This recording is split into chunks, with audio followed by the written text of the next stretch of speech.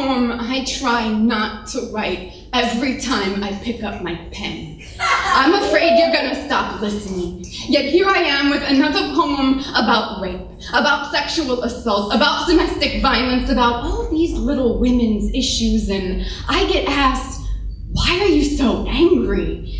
Angry doesn't always score well with the judges, so you should probably stop slamming with those poems. One is one too many sexual assault poems, and people don't always want to be depressed when they listen to you. Besides, what do you think? That you're performing to an audience of rapists?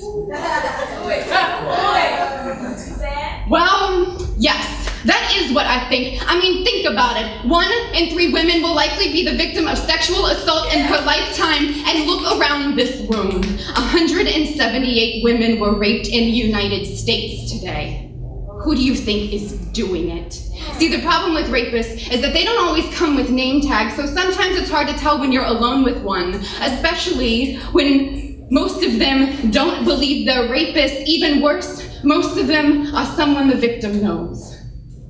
And see, we've given them every excuse to continue. So I ask you to consider this. How thin is the line between wanting to come and being concerned with the comfort of your partner? How many seconds of sex have to be non-consensual before you're comfortable with calling it rape?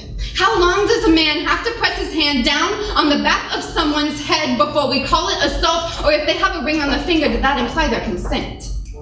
How narrow is this gap between consenting to kissing and asking to be gang raped by 8 older men? Probably as narrow as the mind of the judge in Texas, who could accuse an 11-year-old girl of asking for it for wearing red lipstick. About as narrow as the vote in Maine, allowing rapists parental rights to the children they fathered. Narrow like the redefinition of rape.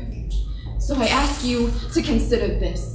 How wide is this chasm between silence and consent? So I ask you to turn to the face of the woman next to you and ask yourself, what are you gonna do about it? That's right.